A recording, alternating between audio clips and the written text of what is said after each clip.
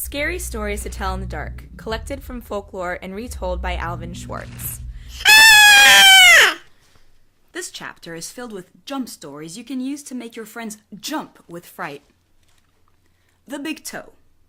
A boy was digging at the edge of the garden when he saw a big toe. He tried to pick it up, but it was stuck to something. So he gave it a good hard jerk, and it came off in his hand. Then he heard something groan and scamper away. The boy took the toe into the kitchen and showed it to his mother. "It looks nice and plump," she said. "I'll put it in the soup and we'll have it for supper." That night, his father carved the toe into 3 pieces, and they each had a piece. Then they did the dishes, and when it got dark, they went to bed. The boy fell asleep almost at once, but in the middle of the night, a sound awakened him. It was something out in the street. It was a voice, and it was calling to him.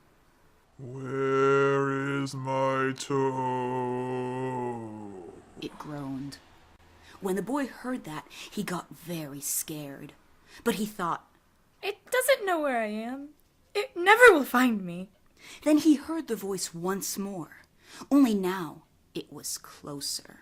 "Where is my toe?" It groaned. The boy pulled the blankets over his head and closed his eyes. "I'll go to sleep. He thought. When I wake up, it'll be gone." But soon he heard the back door open, and again he heard the voice. "Where is my toe?" It groaned. Then the boy heard footsteps move through the kitchen, into the dining room, into the living room, into the front hall.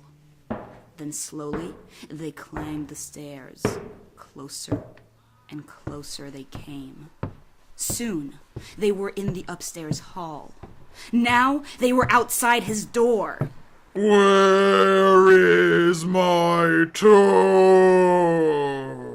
The voice groaned. His door opened. Shaking with fear, he listened as the footsteps slowly moved through the dark towards his bed. Then they stopped. "Where is my toe?" The voice groaned. "You've got it!" The Walk.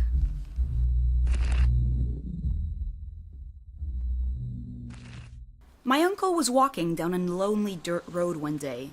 He came upon a man who also was walking down that road. The man looked at my uncle, and my uncle looked at the man. The man was scared of my uncle, and my uncle was scared of the man. But they kept on walking, and it began to get dark. The man looked at my uncle, and my uncle looked at the man. The man was very scared of my uncle, and my uncle was very scared of that man. But they kept on walking, and they came to a big woods. It was getting darker. And the man looked at my uncle, and my uncle looked at the man. The man was really scared of my uncle, and my uncle was really scared of that man. But they kept on walking, and deep down into the woods they went. It was getting darker. And the man looked at my uncle, and my uncle looked at that man. The man was terrible scared of my uncle, and my uncle was terrible scared of...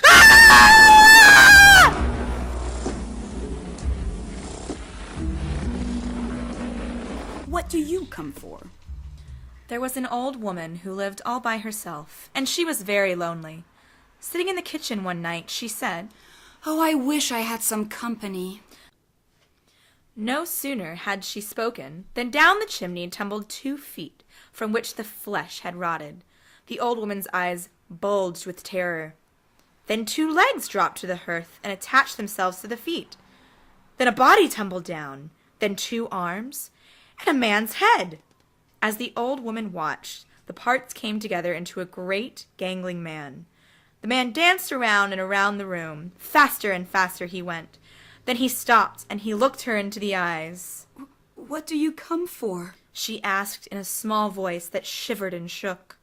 "What do I come for?" He said, "I come for you." "Me tie Dottie Walker." There was a haunted house where every night a bloody head fell down the chimney. At least, that's what people said. So nobody would stay there overnight. Then a rich man offered $200 to whoever would do it. And this boy said he would try if he could have his dog with him. So it was settled. The very next night, the boy went to the house with his dog. To make it more cheerful, he started a fire in the fireplace. Then he sat in front of the fire and waited, and his dog waited with him. For a while, nothing happened. But a little after midnight, he heard someone singing softly and sadly off in the woods. The singing sounded something like this. Mitai Dotty Walker. It's just somebody singing, The boy told himself, but he was frightened. Then his dog answered the song. Softly and sadly, it sang, Lynchy Kinchy Collie Molly Dingo Dingo. The boy could not believe his ears. His dog had never uttered a word before. Then a few minutes later, he heard the singing again. Now it was closer and louder, but the words were the same. Mitai Dotty Walker. This time, the boy tried to stop his dog from answering. He was afraid that whoever was singing would hear it and come after them. But his dog paid no attention, and again it sang, Lynchy Kinchy Collie Molly Dingo Dingo. A half hour later, the boy heard the singing again. Now it was in the backyard, and the song was the same. Mitai Dotty Walker. Again, the boy tried to keep his dog quiet, but the dog sang out louder than ever. Lynchy Kinchy Collie Molly Dingo Dingo. Soon, the boy heard the singing again. Now it was coming down the chimney. Mitai Dotty Walker. The dog sang right back. Lynchy Kinchy Collie Molly Dingo Dingo. Suddenly, a bloody head fell out the chimney. It missed the fire and landed right next to the dog.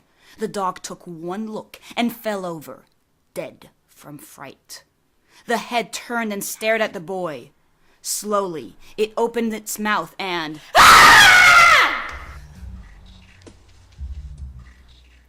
A man who lived in Leeds. Some say this rhyme doesn't mean anything. Others are not so sure. There was a man who lived in Leeds. He filled his garden full of seeds.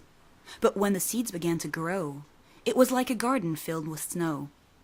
But when the snow began to melt, it was like a ship without a belt. And when the ship began to sail, it was like a bird without a tail. And when the bird began to fly, it was like an eagle in the sky. And when the sky began to roar, it was like a lion at my door. And when the door began to crack, it was like a penknife in my back.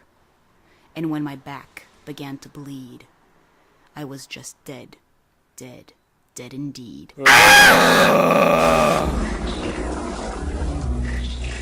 Old woman, all skin and bone. There was an old woman all skin and bone who lived near the graveyard all alone. Ooh. She thought she'd go to church one day to hear the parson preach and pray. Ooh. And when she came to the church house stile, she thought she'd stop and rest a while. Ooh. When she came up to the door, she thought she'd stop and rest some more. Ooh. But when she turned and looked around, she saw a corpse upon the ground. Ooh. From its nose down to its chin, the worms crawled out and the worms crawled in. Ooh. The woman to the preacher said, "Shall I look like that when I'm dead?" Ooh. The preacher to the woman said, "You'll look like that when you are dead."